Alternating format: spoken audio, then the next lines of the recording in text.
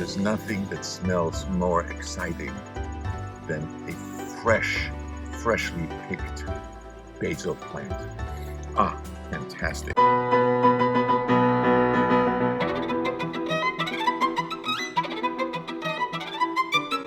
Hello, this is Itzhak Perlman, and I'm about to start the process of making a pesto sauce. I'm here at my garden, and there's some fresh basil right here, and there's nothing, of course, more important in a pesto sauce than fresh basil. Fantastic. And that's going to translate incredible into my pesto sauce. I'm going to take it and mix it with, usually they do it with pine nuts.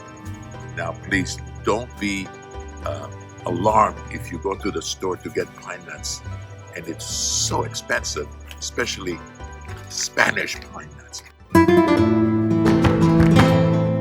You can substitute pistachio nuts, sometimes with walnuts. I would say cashew nuts or pistachio nuts are probably the best substitution if you can get a hold of some pine nuts. Some pesto sauces don't just include basil, and this particular plant is a flat leaf parsley, and sometimes you can mix the parsley with the basil, and it can still be a fantastic sauce. I'm going to use that to make an interesting combination of pesto. There's a place in Italy that specializes in pesto sauce, and I don't know whether it's Cremona or no, it's not Cremona. Cremona specializes in violins. Oh, this is going to be absolutely great. I can't wait. So, I'm now using a food processor, and I'm going to put the basil leaves. I'm probably going to make several batches. Now I'm going to put some pine nuts. I'm just doing it by visual. You know, I don't really have any measurements. A little cashew nuts, not roasted and not salted. And then a few pistachio nuts, a couple of cloves of garlic, maybe 3. Olive oil, very important. Finally, Parmesan cheese for taste.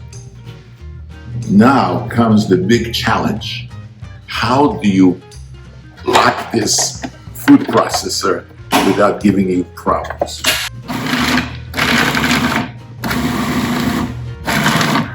I think that it needs a little bit more olive oil. I like my pesto to be a little bit more runny. I don't want a paste pesto. I want a runny pesto, not a paste pesto. That's a little bit of a problem. Some people always ask me, what is your most memorable pasta dish? And I can tell you that this particular pasta dish was actually in my dreams. I had it at a restaurant called La Rosetta, which was not in a little town not too far from Rome, and it was called Pala e Fieno, which means green and white fettuccine, and they had a tomato cream with peas.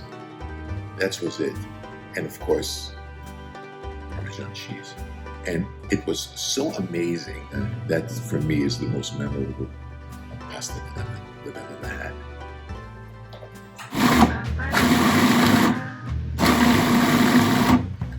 Okay, so I think that this is pretty good. I'm going to see how this one tastes. Very, very good, but it needs a little bit more Parmesan, a little bit of salt, and I would say slightly more olive oil. Okay, so I'm going to get some salt, kosher salt maybe, a little bit kosher salt.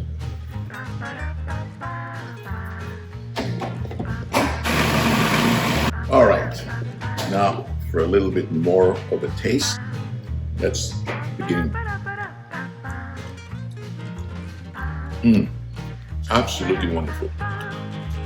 That's what I like. This is not an original recipe. This is a very classic recipe. It's just that I want to show you how I do it, which is not exactly very professional, but it really works. Now comes the big challenge of taking it out of this and put it in some sort of a container, which I will not show you because it can be messy. So just imagine that we did it very, very